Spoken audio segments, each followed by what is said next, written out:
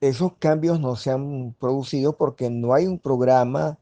que responda a una independencia de desarrollo en cuanto a la conformación de una idea de cambio basada fundamentalmente en las propiedades que tiene cada país, es decir, la capacidad de producción que tiene cada país y de responder a la vez a los intereses populares, es decir, dos elementos unidos, lo nacional, que sería el desarrollo interno, no la no importación de productos, el desarrollo de la producción nacional, más lo que significa la soberanía frente a los regímenes y los imperialismos, tanto norteamericanos como chinos.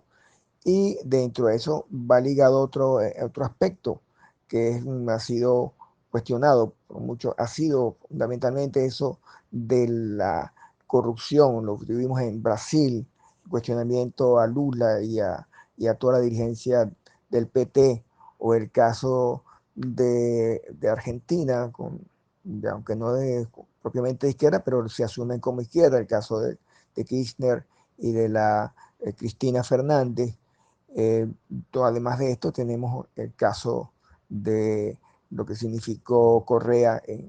en Ecuador. Es decir, toda una corriente, evidentemente, con muchas falencias, con muchas debilidades, y que, por supuesto, al no tener un problema de fondo de capacidad, el problema de fondo de capacidad de entender una transformación que va fundamentalmente ligado al desarrollo de las fuerzas productivas, y a la necesidad de una vanguardia revolucionaria que ponga como eje fundamental a la clase obrera, son gobiernos reformistas que no conducen sino a la defensa de la democracia burguesa y de los elementos básicos del capitalismo, es decir, la defensa de la oligarquía financiera o de los importadores. Básicamente eso es lo que hemos visto en todo esto, ligado a lo que en un momento determinado han sido todos ellos socios del Mercosur, los socios que operan a través de los acuerdos con Europa, Mercosur con Europa o Mercosur con China, los grandes negociados que se dan ahí por vía, y ahí está la corrupción de las comisiones, a lo que llaman ellos las coimas. De manera que eso es parte de lo que ha sido, pero el comportamiento de la derecha ha sido tan brutal, tan, digamos, represiva en muchos casos, o de negación de total a los derechos humanos, a los derechos sociales, que llevan a una esperanza con estas corrientes reformistas. Respondiendo al amigo Víctor, de verdad muy interesante las preguntas y las afirmaciones que hace el camarada. En primer lugar, sobre el elemento cualitativo en términos económicos, indudablemente que el proceso que viene librando el imperialismo chino en unión con Rusia está orientado fundamentalmente a operar bajo una mayor explotación de la clase obrera en situaciones en las cuales los niveles de casi esclavitud se vienen produciendo en muchos de estos países, con la sobreexplotación en horas de trabajo, en disminución de sus prestaciones, utilidades, eh, pensiones. Ese cuadro indudablemente de depauperización de la clase obrera es casi común en toda América Latina.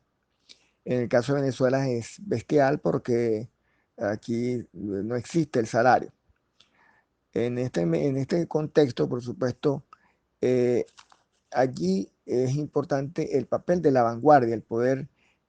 controlar una forma de organización o generar una forma de organización que denuncie, pues, y que organice a la clase obrera y a todos los sectores oprimidos. De manera que allí está presente eso. Es indudable que China ha tratado de disminuir su cuota de tasa media de ganancia.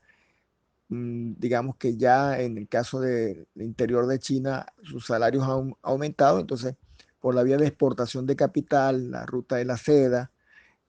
viene asumiendo esa exportación de capitales y mayor explotación, fundamentalmente en países del sudeste asiático, y que parte de su estrategia es impulsarlo en América Latina. En la ruta de la seda su forma de exportación de capital y de disminución de la cuota media de ganancia. De manera que eso forma parte de su control de espacios, de territorios y de asumir pues una mayor influencia a nivel mundial y asumido por una mayor cantidad de países que se están uniendo a ese proyecto de la Ruta de la Seda, más las dependencias por la compra de materia prima y de inversión que hace China. En el caso, digamos, de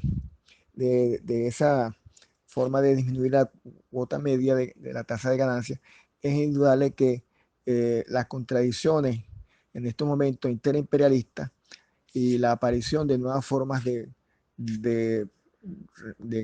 monedas, como el caso del Bitcoin y la crisis del dinero fiat o el dinero dentro de la crisis de la pandemia, genera un cuadro bastante difícil que se va a incrementar con una mayor flexibilización del trabajo, un nuevo tipo de trabajo virtual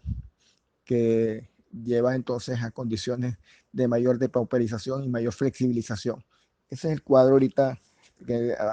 asume el mundo capitalista. De manera que la contradicción capital-trabajo se va a incrementar.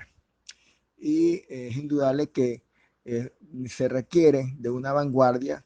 que pueda explicar, que pueda organizar, que pueda desarrollar toda una lucha para enfrentar esta nueva situación. Y sobre todo en América Latina, donde estos movimientos reformistas, revisionistas, no apuntalan hacia esa dirección, sino que fundamentalmente esconden pues, el problema de fondo y apuntaran a una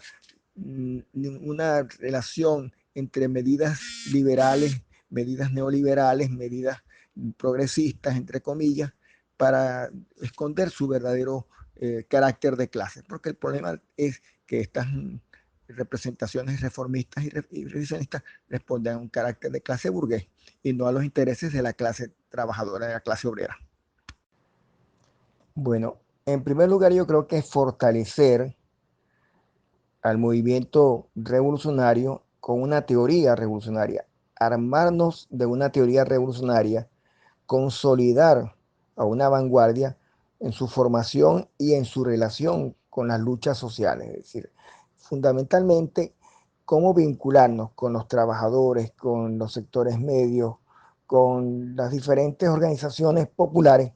que presenten un programa. Ese programa debe tener fundamentalmente un carácter nacional que defienda la soberanía nacional, la producción nacional, la no dependencia de los imperialismos y por otro lado que tenga un carácter popular, que responda a los intereses de las mayorías, que responda a los intereses de toda la población que está en este momento en una situación de inequidad. De manera que esa es una tarea que es fundamental para los trabajadores, para los sectores medios, pero guiados por una vanguardia revolucionaria que tenga la capacidad de generar una dirección acertada, que tenga una capacidad de poder tener una visión estratégica del poder y que es parte de lo que en estos momentos falta en América Latina, una dirección que guíe esos procesos de lucha que en estos momentos están en efervescencia porque los pueblos están rebelados frente a la injusticia, frente a esa inequidad, frente al problema de la represión, están en contra de las políticas neoliberales, de la corrupción, de todo lo que significa un modelo que atenta contra sus derechos. Yo diría que no es el factor fundamental, sino que sirve de respaldo, es decir, de contrapeso, posibilita esa condición de que las fuerzas de revisionismo y reformismo puedan acceder. De lo contrario, como en otras ocasiones sucedió, debido a que existen cambios desiguales, cambios que suceden en el tiempo, que modifican las características de ese imperialismo, era imposible en otras etapas de la historia que gobiernos progresistas, reformistas, revisionistas pudieran alcanzar el gobierno. Esto es producto de las nuevas condiciones, de las contradicciones interimperialistas que en la lucha por el control de territorios pues entran en pugna y de manera que en un momento determinado pueden oponerse o pueden dar esas concesiones para evitar una confrontación mayor, o sencillamente hacen jugadas para enfrentar pues esas posibilidades de poder un gobierno reformista ir más allá de ciertas condiciones. Es decir, por eso es que hacer un cambio radical en esta situación nos va a entrar muchas veces en contradicción con aspectos fundamentales. Por ejemplo, la oligarquía financiera. Esa oligarquía financiera pues tiene, y lo vimos en el programa de Pedro Castillo, no vamos a ir más allá porque vamos a cubrir las medidas del Fondo Monetario Internacional, vamos a respetar la banca, en fin, van a ser aspectos cosméticos que no van a tocar el fondo de las contradicciones entre capital y trabajo. El movimiento comunista en América Latina es bastante débil, sin embargo, existen corrientes que pudieran ayudar en ese sentido y las luchas de estos pueblos pueden levantar nuevos liderazgos. Si hay una posibilidad de incidir, de llevar un mensaje, de insertarse en esas luchas, es posible conformar una vanguardia revolucionaria en América Latina que apuntale hacia ese cambio que necesitan los pueblos de América Latina, con una salida hacia un gobierno, hacia gobiernos nacionalistas populares, hacia una construcción del socialismo. Vamos a ver qué puede ocurrir en el tiempo. Por lo pronto es una tarea que como Bandera Roja debemos difundir, no solamente en Venezuela, sino en toda América Latina. Bueno, en general nosotros hemos planteado que hay que aprovechar las contradicciones imperialistas para los procesos de cada país, en particular de Venezuela, tomando como base fundamentalmente la autonomía, la soberanía. De manera que los programas y los planes tienen que estar en función de un programa nacional y popular a la vez. De manera que esta situación con respecto a China facilita en un momento determinado la intervención de la posibilidad de que Estados Unidos participe, pero también está por otro lado la posible coincidencia con Estados Unidos para evitar que China expanda su hegemonía, imponga su ruta de seda y mantenga mayores niveles de sobreexplotación de los trabajadores en función de la disminución de su cuota media de ganancia, de manera que se mantengan como un imperialismo en ascenso. De manera que yo creo que toca entender esas contradicciones, toca, por otro lado, contar con una vanguardia que sea capaz de tener un programa de reconstrucción nacional, un programa de desarrollo nacional, pensando en las grandes mayorías y pensando en las posibilidades de condiciones favorables para la población en las cuales buscan defender y en particular en el desarrollo de la defensa de los trabajadores, en esa contradicción capital-trabajo. Bueno, René, muy interesante. El revisionismo es una corriente que atenta fundamentalmente contra las bases del marxismo-leninismo y tiene diferentes implicaciones. Cuando hablamos de un revisionismo de derecha, pues estamos hablando de la negación del papel de la clase obrera, de la transformación revolucionaria desde la clase obrera. Y allí pues el papel de la negación posterior a lo que es la dictadura del proletariado. Ahí yo considero que es un revisionismo de derecha. Mientras que un revisionismo de izquierda, para mí, es el que tiene como base el engaño fundamental de lo que es la teoría del socialismo. Es decir, se llaman socialistas,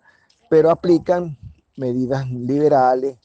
medidas a favor del capital, bajo una fraseología socialista, que es un poco lo que ha venido ocurriendo en el mundo. Y transforman el papel, digamos, de los partidos comunistas en partidos colaboracionistas en su momento y luego en movimientos que están eh, en constante alianza con el capital. De manera que yo creo que esos son los dos elementos que pudiéramos entender de lo que significa, pero que en el caso de lo que fue Europa, devino un reformismo al negarse inclusive ya considerarse socialista, ya ser abiertamente socialdemócratas y de defensores del capital en forma general, pues.